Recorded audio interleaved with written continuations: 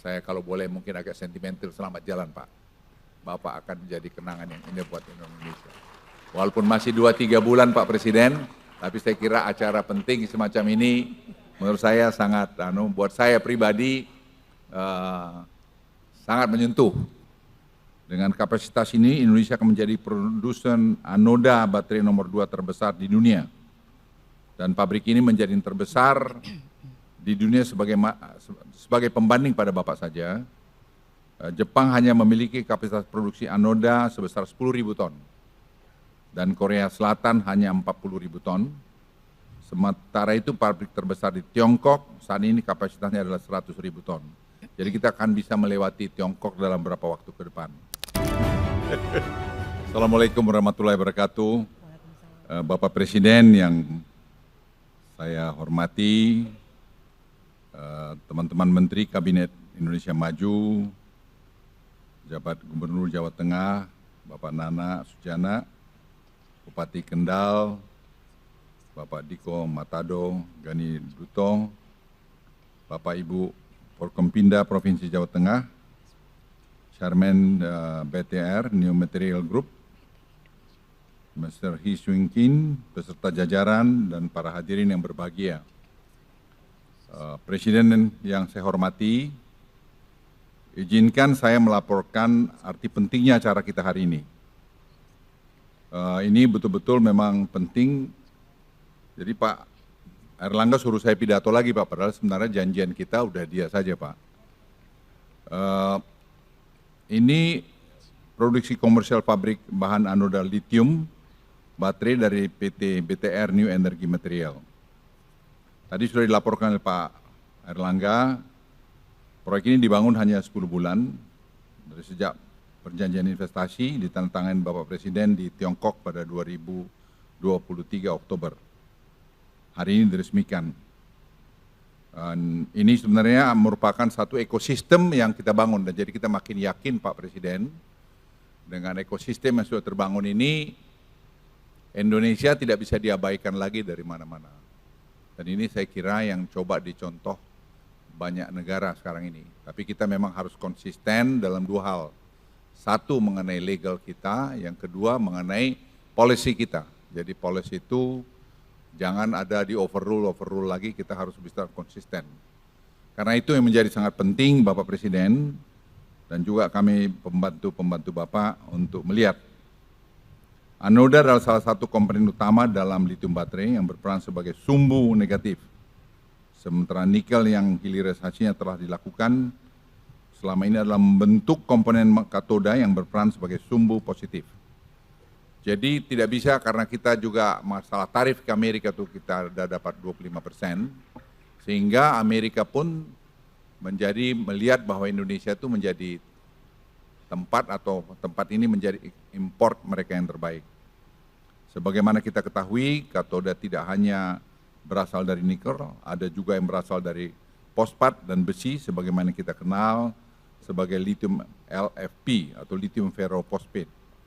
Namun apapun jenis katodanya, nikel atau LFP, tetap membutuhkan anoda agar lithium baterai dapat berfungsi. Dan ini sangat penting, sekali lagi Bapak Presiden kami laporkan, yang berkali-kali Bapak arahkan kita membangun ekosistem, ini bagian daripada ekosistem yang kita bangun. Inilah pentingnya investasi BTR, New Energy Material di Indonesia. Mereka adalah produsen anoda baterai terbesar di dunia dengan teknologi yang paling maju. Pabrik yang akan Bapak resmikan saat ini memiliki kapasitas 80.000 ton yang cukup untuk membuat 1,5 juta mobil listrik. Dan pada awal kuartal 4 tahun ini mereka juga mulai membangun fase kedua dan akan selesai 1 Maret 2025. Dan total kapasitas 160.000 ton. Dengan kapasitas ini Indonesia akan menjadi produsen anoda baterai nomor 2 terbesar di dunia. Dan pabrik ini menjadi yang terbesar di dunia sebagai pembanding pada Bapak saja. Jepang hanya memiliki kapasitas produksi anoda sebesar 10.000 ton. Dan Korea Selatan hanya 40.000 ton. Sementara itu pabrik terbesar di Tiongkok saat ini kapasitasnya adalah 100.000 ton. Jadi kita akan bisa melewati Tiongkok dalam beberapa waktu ke depan. Dengan adanya pabrik anoda baterai ini, ekosistem industri lithium baterai di Indonesia akan semakin lengkap. Dan sesuai tugas yang Bapak Presiden berikan kepada kami, kita tidak hanya akan mengembangkan lithium baterai, tapi yang berbahan katoda, nikel, tapi juga katoda LFP dan pabrik LFP saat ini sedang dibangun Indonesia. LFP ini memang menjadi penting, walaupun LFP ini sebenarnya berpengaruh dengan cuaca yang ekstrim dingin maupun ekstrim panas. Oleh karena itu, tetap saja orang masih melihat lithium baterai itu pilihan yang terbaik saat ini.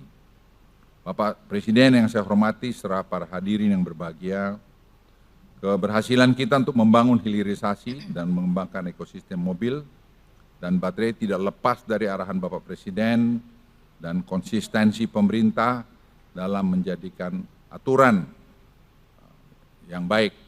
Saya masih ingat betapa Bapak Presiden dulu memutuskan untuk kita memban ekspor nikel ore itu yang banyak sekali waktu itu pro-kon, tetapi Presiden saya ingat betul konsisten terhadap itu, karena waktu itu ekspor kita akan hilang kira-kira 1,5 miliar. Tapi Bapak Presiden dengan keputusan Bapak waktu itu, tahun lalu ekspor kita sudah hampir lebih dari 34 miliar dolar. Jadi angka yang sangat besar. Dan kita melihat kalau proses ini terus berjalan pada tahun 2027,